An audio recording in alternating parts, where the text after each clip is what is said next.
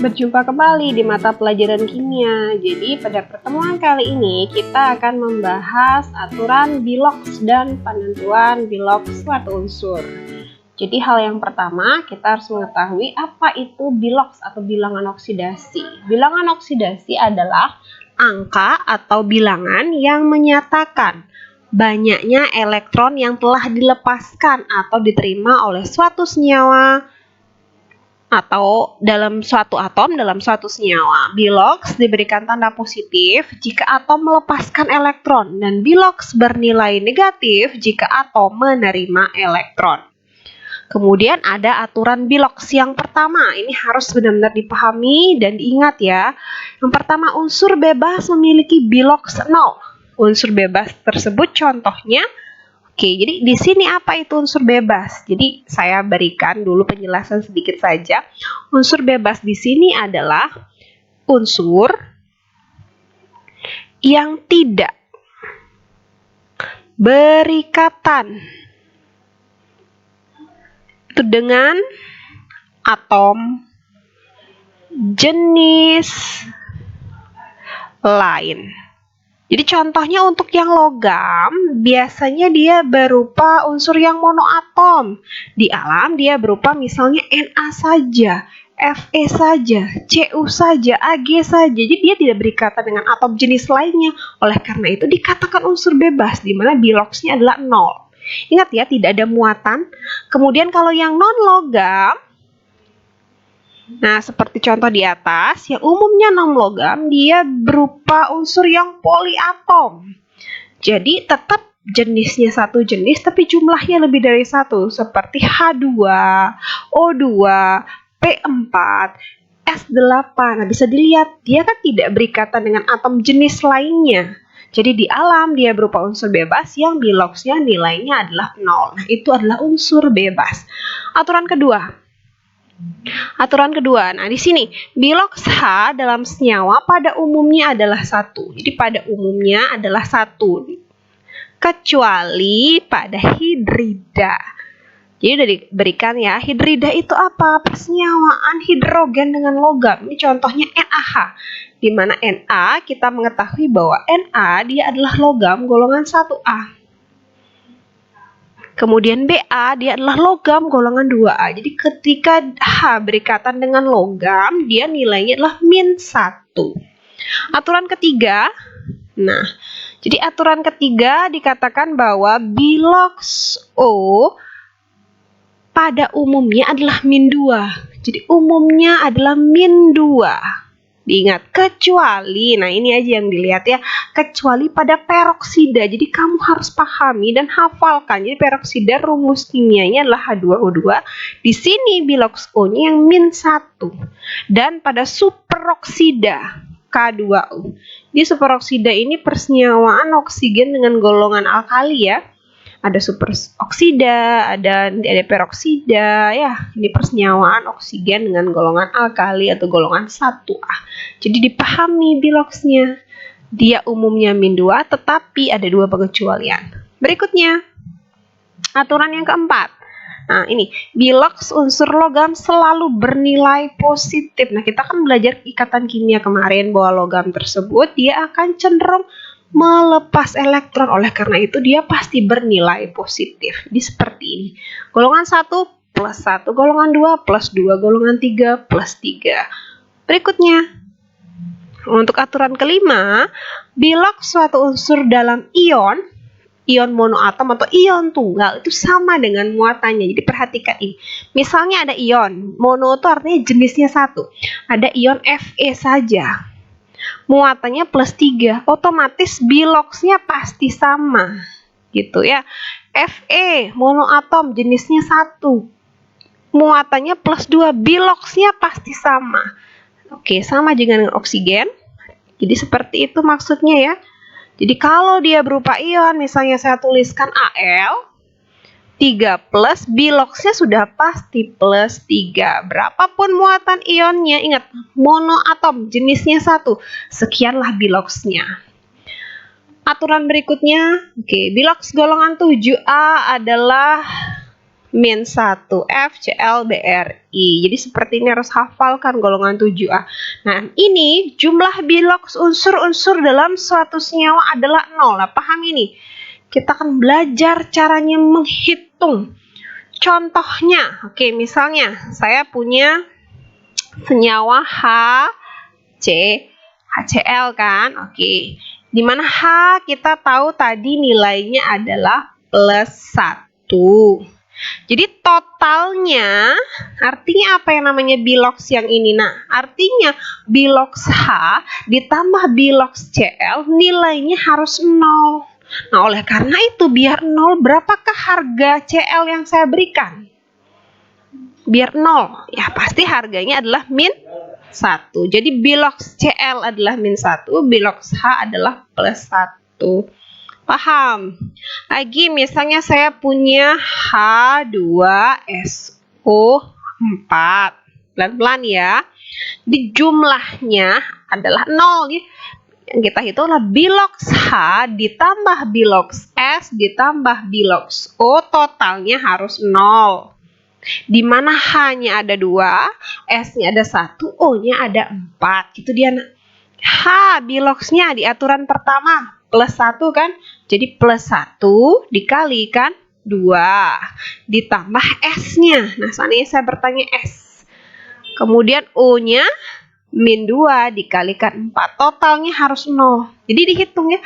Plus 2 ditambah S min 8 sama dengan 0. Oleh karena itu biloks dari S adalah berapa jadinya? Biloks S itu bernilai positif 6. Jadi seperti itu, nak.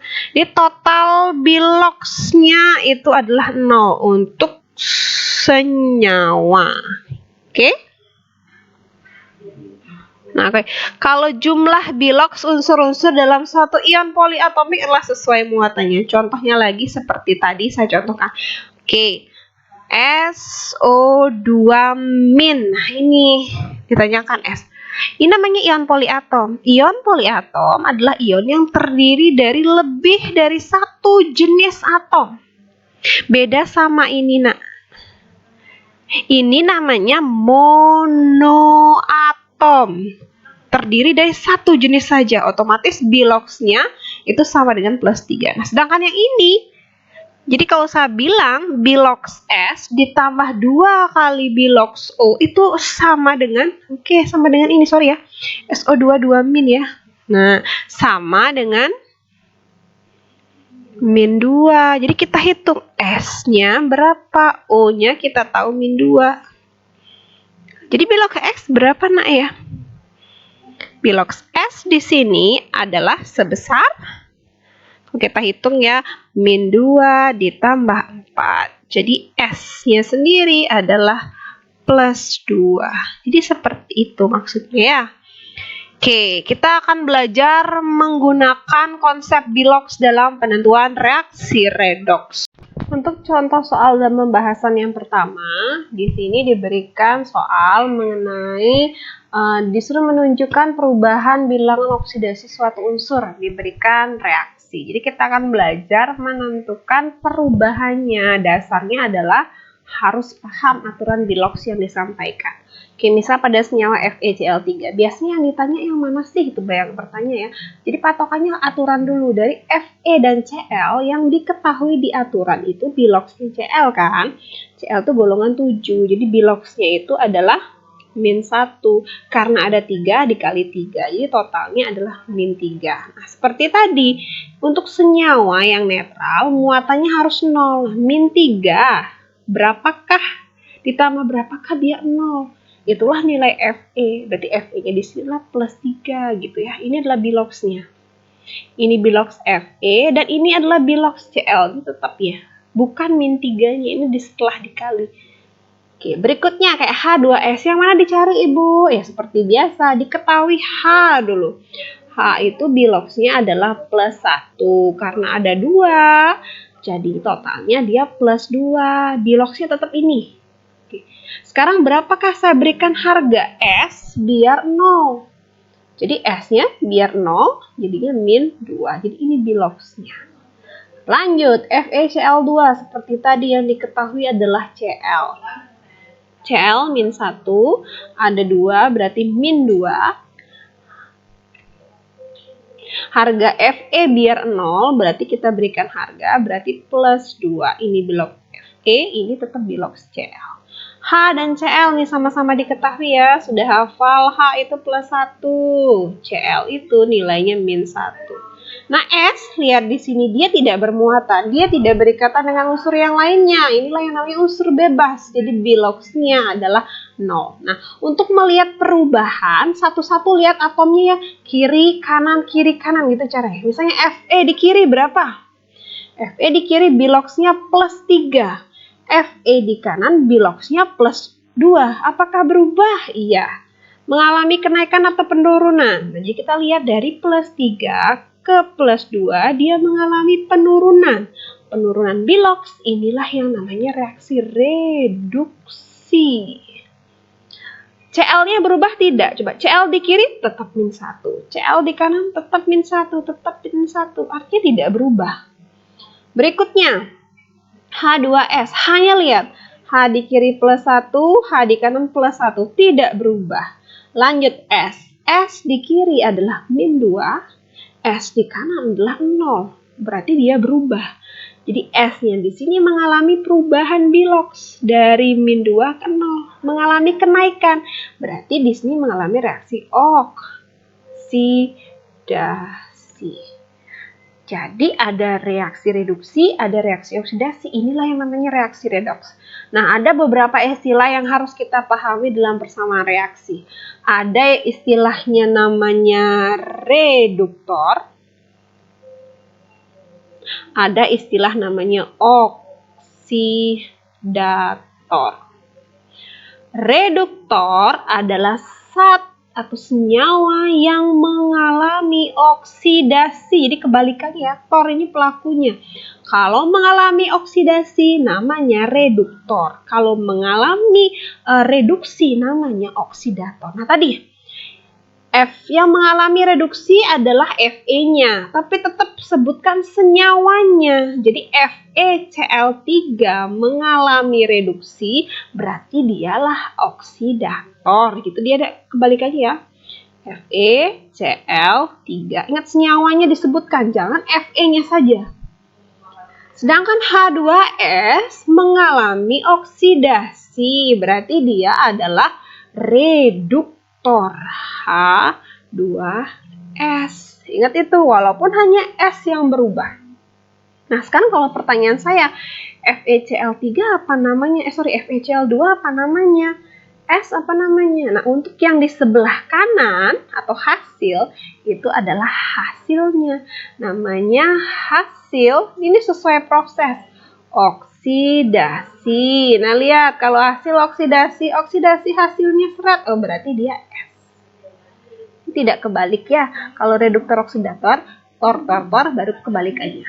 Kalau hasil berarti hasil reduksi. Nah, hasil reduksinya barulah sesuai. Ingat, hasil reduksi adalah FeCl2. Jadi seperti itu, ada reduktor, ada oksidator, ada hasil oksidasi, ada hasil reduksi. Oke, next. Contoh ketiga, hampir sama seperti contoh yang pertama, diminta menentukan oksidator, reduktor, hasil reduksi, dan hasil oksidasi di mana reaksi sudah diberikan. Langkah pertama yang harus kita lakukan adalah menentukan bilox masing-masing penyusun atom-atom dari senyawa tersebut. Kita coba dulu. Untuk yang pertama ini ada Fe. Fe berupa unsur bebas, biloxnya adalah 0. Kemudian HCl. H seperti biasa, biloxnya adalah plus 1 umumnya. Cl golongan 7, biloxnya adalah min 1. Koefisien 6 tidak terpengaruh dengan bilox ya. Kemudian FeCl3 yang mana dihitung lebih dulu? Yang dihitung adalah yang ada di aturan tadi. Di mana Cl golongan 7A, bilox min 1. Karena ada 3, kita kalikan jadi min 3. Untuk menetralkannya, Fe diberikan bilox plus 3. Sedangkan H2 adalah unsur bebas di mana Biloxnya adalah 0. Kemudian kita melihat perubahan dari sebelum dan setelah reaksi. Fe di kiri, Fe di kanan. Fe di kiri Biloxnya adalah 0. Fe di kanan Biloxnya adalah plus 3. Oleh karena itu mengalami perubahan, mengalami kenaikan. Kenaikan bilangan oksidasi inilah yang namanya reaksinya reaksi oksidasi.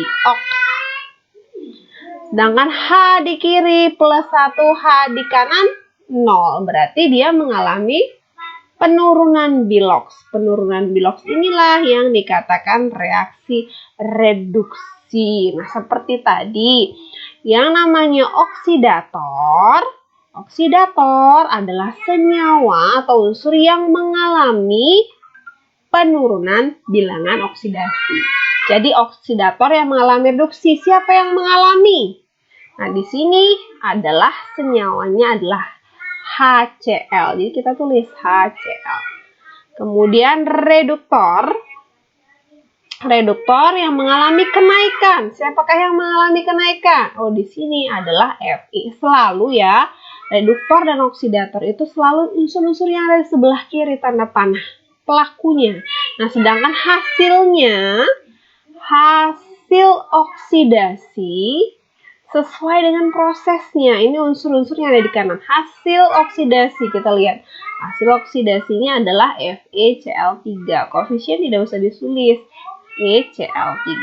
Sedangkan hasil dari reduksi sesuai dengan prosesnya pula, yaitu siapa? Yaitu H2. Jadi seperti inilah reaksi oksidasi, reduksi oksidasi dari soal yang pertama. Oke, contoh berikutnya kita akan mulai dengan reaksi disproporsionasi. Apa sih itu reaksi disproporsionasi? Nah, kita akan menemukan definisinya dari contoh soal yang sudah saya berikan. Seperti biasa, langkah pertama kita tentukan dulu Biloxnya masing-masing. Tujuannya kita mencari oksidator dan reduktor ya. Untuk yang pertama di sini ada ClO2. Oke, kita cari saja Biloxnya. Kita mulai dari Bilox O. ClO2 di sini untuk O. Bilox O di sini adalah min 2 kali 2 berarti min 4. Nah, untuk menetralkan harga Cl-nya agar 0, berarti Cl diberikan harga plus 4. Ya, di plus 4.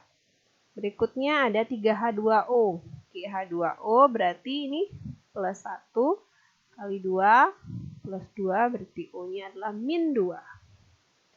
HClO3. Oke, berikan harga plus 1.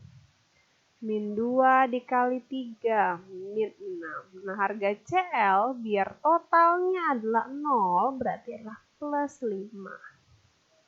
Kemudian HCl seperti biasa, plus 1, dan Cl-nya min 1. Lihat perubahannya. Cl di sebelah kiri, awalnya plus 4. Di sebelah kanan, dia mengalami 2. Ya, di HClO3 dia menjadi plus 5 dan di HCl dia menjadi min 1. Ya udah, tandai saja. Jadi berapapun perubahannya tandai. Berarti Cl menjadi HClO dia mengalami kenaikan. Berarti dia mengalami oksidasi. Nah, sedangkan ClO2 menjadi HCl dia mengalami apa? Dia mengalami penurunan. Namanya reaksi reduksi. Berarti kita lihat, berarti si ClO2 ini mengalami dua reaksi ya.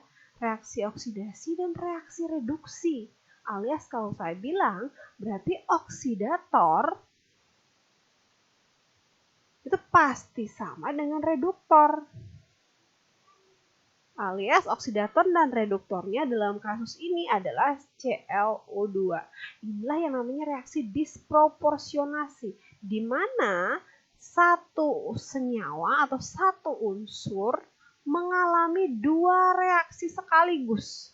Dia mengalami reaksi reduksi sekaligus reaksi reaksi oksidasi. Inilah yang namanya reaksi disproporsionasi. Ya, untuk reaksi yang ketiga ada reaksi konproporsionasi. Nah, apa sih ini? Apa sih reaksi jenis ini? Seperti biasa, kita akan coba menyelesaikan pertanyaan tadi dengan cara mencoba satu persatu bilangan oksidasinya. Untuk H2S, kita mulai dari H. H seperti biasa, dia biloxnya adalah plus 1, karena ada 2 berarti plus 2. Berarti S agar netral, biloxnya adalah min 2. Untuk SO2, mulailah menghitung dari O. Oke, O min 2. Min 2 dikali 2 berarti adalah min 4. Harga S biar netral atau 0 adalah plus 4. Sedangkan H2O di sini seperti biasa ya. H nilainya adalah plus 1 karena ada 2 berarti plus 2. O biar 0 atau netral nilainya min 2. Sedangkan S adalah unsur bebas, biloxnya adalah 0. Setelah menentukan bilox masing-masing unsur, yang kita lakukan adalah melihat perubahannya unsur yang sebelah kiri ke unsur yang sebelah kanan. Kita mulai dari H dulu. H di kiri biloxnya adalah plus 1 pada H2S, sedangkan H di kanan biloxnya juga plus 1 pada H2O. Jadi tidak ada perubahan. Sedangkan S di kiri pada H2S nilainya min 2. Di kanan adalah 0 tetap. Kita bandingkan yang di kiri ke yang kanan. Mengalami apa? Mengalami kenaikan. Apabila mengalami kenaikan berarti dia mengalami reaksi oksidasi ya. Oksidasi. Berikutnya S pada SO2.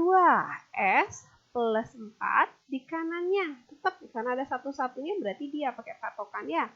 Lain halnya kalau ada S lagi. Oke, jadi dia plus 4 menjadi 0. Nah, ini dia mengalami apa? Mengalami penurunan ternyata ya. Mengalami penurunan bilox. Di mana penurunan bilox artinya mengalami reaksi reduksi. Apabila mengalami reaksi reduksi, berarti dia biloxnya dari plus 4 ke 0.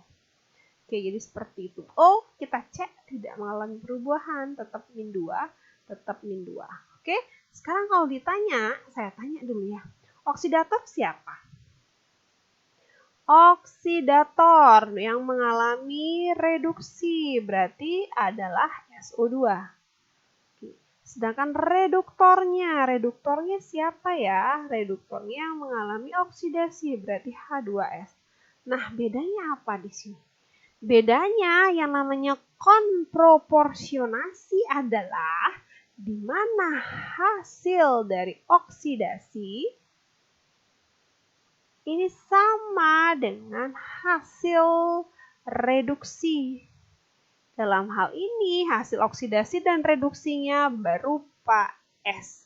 Inilah yang namanya reaksi konproporsionasi. Jika disproporsionasi yang sama adalah oksidator dan reduktor, maka yang namanya konproporsionasi itu yang sama adalah hasil oksidasi dan hasil reduksinya. Jadi seperti itulah ya. Jadi demikianlah akhir dari pertemuan kali ini membahas mengenai aturan-aturan penggunaan bilangan oksidasi beserta contoh soalnya. Selamat belajar.